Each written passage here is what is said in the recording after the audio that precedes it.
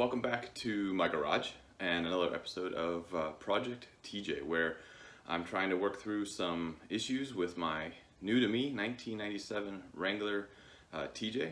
It's got 204,000 miles. It's a inline 2.5 liter 4-cylinder, and it needs a little bit of TLC.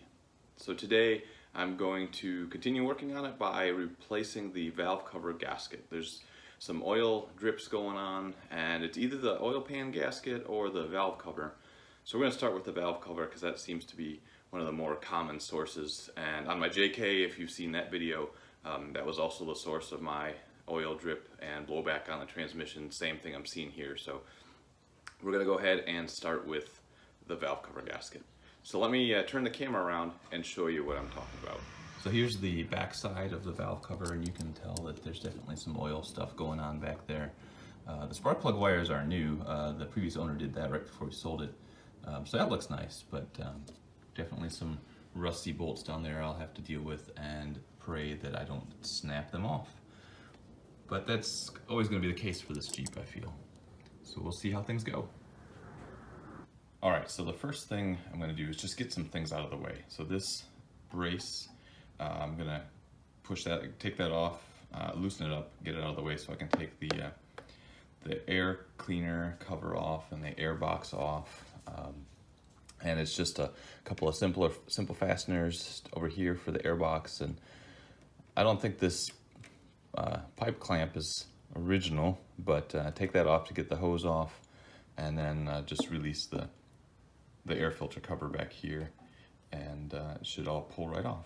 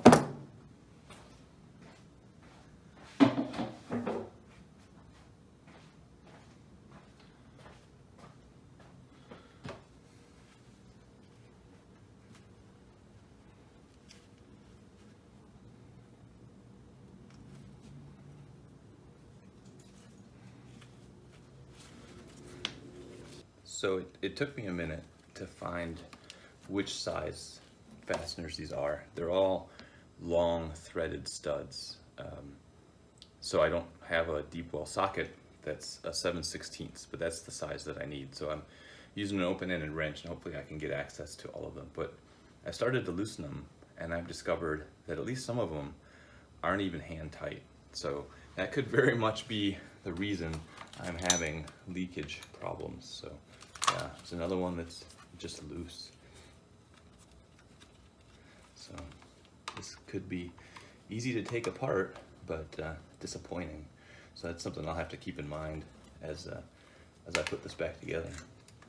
But yeah, they're all, if they're snug, that's the most. They're just snug, so could be pretty straightforward repair.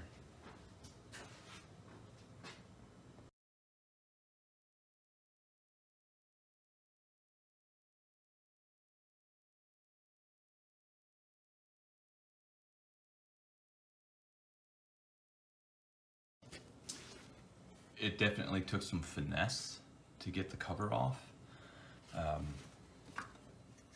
This wire harness loom, it presses down over top of the bolts on the engine. So you can pull this up to give you some additional slack. I also disconnected this wire right here to just give me some more slack. There's on this side with the spark plug wires, there's this little plastic piece that's got the bolts attached to it. If you can see it really well right here. This one has pretty much a hard interference with the heater pipe right here. It's a hard pipe, so you really can't move it out of the way. So that took a bit of adjusting. And then, of course, the only bolt that was torqued was the one way in the back, and so that took a little bit of work to get loose and get out of there. But once the bolt came out, like I said, you gotta wiggle the cover around a bit to get it off. But I'm really impressed with what the engine looks like. So there's oil on top of everything. Nothing looks too beat up. You know, I've got to clean where the gasket goes, but it looks really good. So I'm pleasantly surprised. I thought it would look a lot worse. This is the valve cover, obviously, upside down. It looks really good inside. I was expecting a big, nasty, dirty mess. There's definitely oil tracks where oil has totally gone around this gasket. So I'm going to replace it with a Felpro gasket, and that should snug that up. But man, I am just really happy with how clean it is in here. So inside the valve cover, I took the two vent plates off here on both sides, and I sprayed some Easy Off oven cleaner inside the cover, not on the outside, but just on the inside, to clean that off. So it's going to sit for 20 minutes, and then I'm going to hose it off. Got that idea from a video that I'll link in the description on how to regularly clean your valve cover to keep it from being a horrible mess. And here's a quick view of what that cover looks like after one quick 20-minute treatment of oven cleaner. You can see a lot of the oil's gone. It's not perfect, but that's okay. It's cleaner. Just want to give you a quick view of the Felpro gasket installed down on the head. Really pretty simple. It's nice and firm, steady, so you don't have to worry about it flopping around like the older gaskets. It's even got cover sides stamped on one side, so you know which side goes up towards the cover. I've used these on my JK as well, so I'm really happy with how these perform. We'll see how it goes for this one.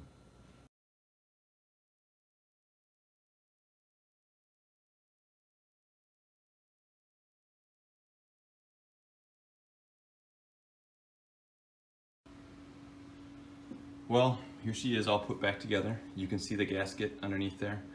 Everything's reconnected. Yeah, the best I can tell you is that you should put the cover back on the same way you got it off. It takes a lot of manhandling to get everything moved to get it off, and just do that in reverse. And it might be a little bit different for you based on how your setup is. I put the gasket on first, and then the cover down after that, instead of trying to have the cover up, the gasket up into the cover.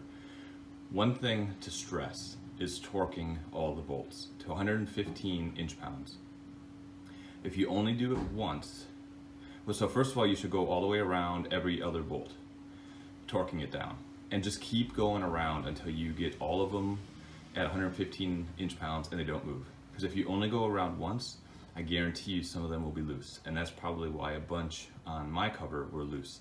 They probably only got torqued once. I had to go around, I think, at least 3 complete times to get the gasket compressed all the way around to 115 inch-pounds of torque on every bolt. Take your time, it's worth it, because you don't want to be back here doing this again anytime soon. Because it's not a hard task, but it's not easy either. The removal is pretty simple, but it's not necessarily easy. Oh yeah, I guess we should see if it actually runs too, so let's do this together.